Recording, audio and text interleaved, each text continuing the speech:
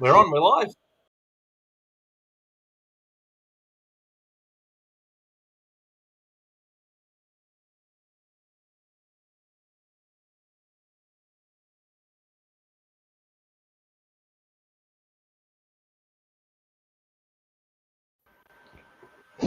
We're here again. Here we go. We're now live, and this is. We're on, and then I've got about there's the countdown. Oh, go silent. They probably thought, "Oh, what's going on?" Probably out there. So yeah, another brilliant thing coming up tonight. It's our Christmas event for LinkedIn Local Hornsby.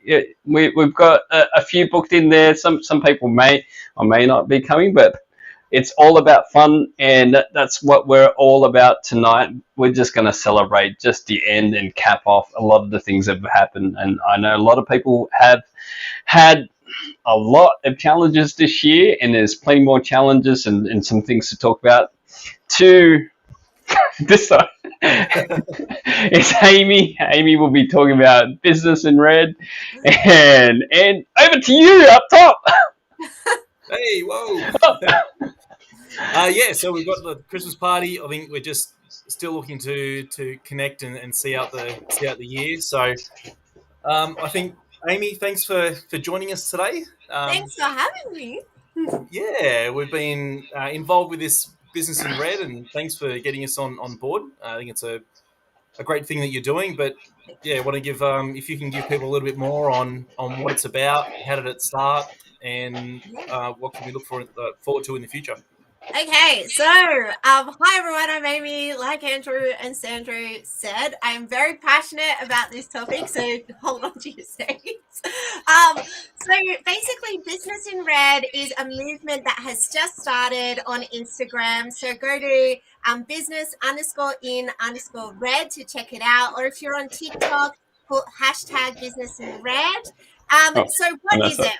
What is it about? It is basically uniting genders from all over the world to stand together and say that we mean business, that love should be safe. So the aim is to raise awareness of and end abuse in relationships, and all relationships. We're talking about committed, dating, casual, friends, family, because colleagues, because really abuse is never okay. There's no excuse for abuse. And since the COVID pandemic, we have seen the research has consistently shown that abuse in relationships has increased and has had such a detrimental effect to people's well-being as well as to our economy as well. So where the idea came from with Business in Red is I started on TikTok last year where I met these two beautiful girls. And what I was finding, because I am a social worker, I've worked as a counsellor before that. I've got over 17 years experience working in community and government sectors supporting vulnerable people, specifically in mental health and crisis intervention around intimate partner violence, family violence. And that experience, I started to create some TikToks about strategies to support your friends and family around those different issues. And from that, I started to get a lot of people reaching out in my DMs asking, what do I do to keep safe? Where can I go for support? I've never talked to anyone about this, and it talked to me about abuse that they were experiencing. And what I started to notice is that a lot of the time, and also professionally and personally, that there was an ongoing theme, which is that survivors felt really alone in what they were experiencing. So Business in Red not only aims to raise awareness of this issue, but it's about showing survivors that they're not alone, that we've got their back. So whether you have lived experience or not, you can join our movement and say that you stand with us, that you believe that abuse should end in relationships and that everyone deserves a healthy relationship and love should be safe. Now, how can we join? Because I know you've asked us to even support it, and here's my support. Yes, there you go. I've got my heart. Well, this one's rubbing off a bit. I'll And redo it. Andrew I'll has a redo it. yeah. So if you go to the Insta, you'll see some of the pictures that so people from around the world have sent me photos and still are. So please keep sending them in. You don't have to wear a white shirt if you don't have one. Just draw a red heart on your hand or wear red lipstick or both. And that symbolizes that love should be safe, that you're standing with us and our movement. So we released a women's series where we posted some women from around the world standing up, some survivors, some that aren't survivors, and we did a men's series as well. And today we just posted the pet series. So the pet series is to acknowledge that pets are also affected by family violence and to acknowledge a huge gap in the sector worldwide, which is that a lot of survivors, one reason why they mightn't leave intimate partner violence or family violence situation is because there's nowhere for their pets to go. And so we're looking at, what can we do to meet that gap that's out there? So then survivors feel safe that they can take their pets with them or that they're going to have access to their pets soon after they leave that relationship if they choose to. The other thing is that we know that pets are also affected by trauma, and that's been consistently shown in the foster care system for dogs in particular, where they'll go into foster care for a little while a survivor's in a refuge, for example. And then what the foster carers have noticed is that the pets might be really triggered by work boots or by a certain gender's voice or by certain music or colours and things like that. And consistently that shows that they're affected by the trauma at home as well. That's really interesting. Yeah. I remember our previous dog used to get the hose out, Yeah. and he would just back right away.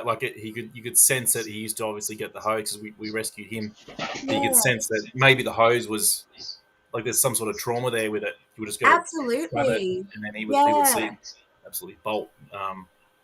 Yeah. So And it's yeah, devastating because they're the silent survivors. They don't have the voice to say that this has been happening to them. And also, sadly, they end up being those animals that are surrendered the most into rescue organizations because, maybe the survivor has to go live in an apartment and can't have that pet. And then they also tend to be the animals that are least likely to be rehomed because of the trauma that they've experienced previously. So having a good family like yours, Andrew, where your dog, got lots of support and patience would have been beautiful. well, another part of the family, right? So a Yeah, lot of connection and absolutely. attachment there. So Yeah. And so we're doing next because it's almost the holidays. I was going to do the workplace series soon, but I've decided that we'll delay that until the beginning of Feb. So a lot of workplaces have been sending in photos of their workplace with the hearts, which I love. So if you want to do that, please send me the pictures on Instagram or email businessinred@outlook.com for the moment while I set up the other email. And that'll be great because we've got organisations like Wellways Australia, Beryl, which is a women's refuge. We've got Bunny Beans Cafe.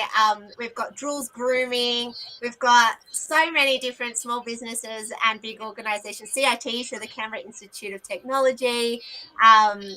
Taking photos, whether it's on Zoom or whether it's in the office, to show that they stand with us. So I can't wait to show that. But after the pet series, we're doing families. So families getting together to show that they stand with us to say that we need to end abusive relationships. So that's exciting too. Wow, a lot in planning.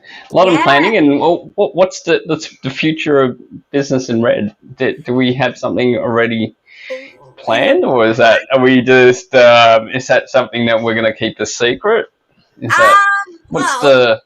sort of the cat's out of the bag. It's still underway, but an opportunity has come about across my path to consider doing a mentor program for survivors of intimate partner violence, family violence, and sexual assault. So in Canberra this week, there was a report that was released around support for sexual assault survivors, and in particular, and also there was one recently around intimate partner violence too. And there seems to be a real lack of support for people with lived experience. They want someone that they can connect with who has lived experience themselves, that's trained and qualified, that can mentor them through the triggers that they experience for a period of time. So friendship, so peer support, as well as referral to other organisations as needed.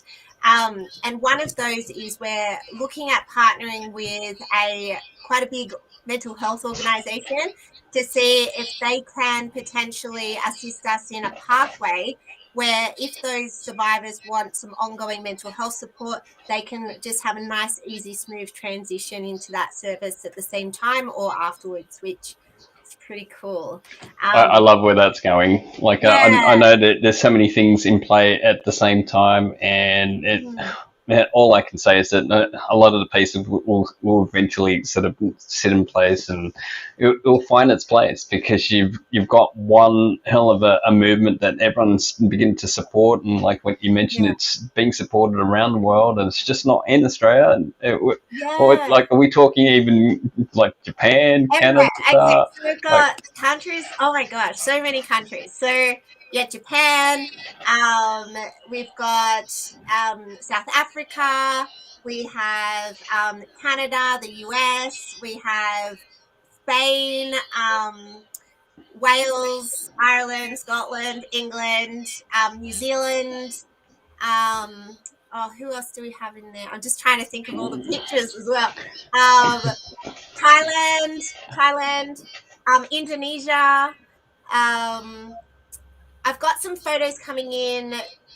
Well, some of the pets are from Germany and the Netherlands, Sweden.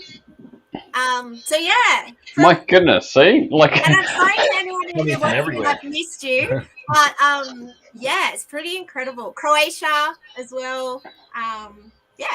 See, like the movement has started, and like what I mentioned, that there's a lot of people that's also affected by this, and yes, it does happen to men, because I've seen it happen to men who are abused, and not only mentally abused but physically abused. So like that's some of the things that a lot of men won't even talk about because they don't want to feel weak or anything, but it does happen.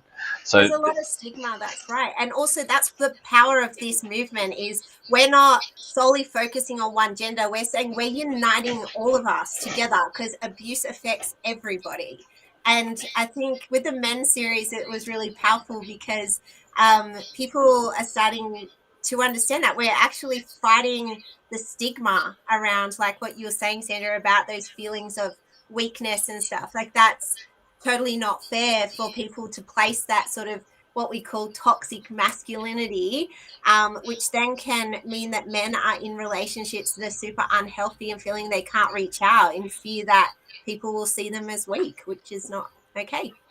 And I think the biggest one that I've seen recently is because of the pandemic. Everyone's been placed in a situation where they can't really escape or be able to get some sort of assistance to get out of this situation. And this is some of the things that we need to start talking about. And I'm glad that you're on board and you've come across, and there's more to come, of course, and we'll have you back if you want to come back. Of course. It would be great to have you back on so many other things. And Andrew and I have been planning some other mental health sort of events that's going to happen in 2022. So stay tuned. That's awesome. I'll be there if but this is why, just to add, this is why I think relationships are so important too. Like, how can we build that trust to connect and help those people? Because sometimes, like, you see that, there's help, there's a phone line, you can go and call this number, they'll help you, but making that phone call is so hard. Absolutely. For a lot of people.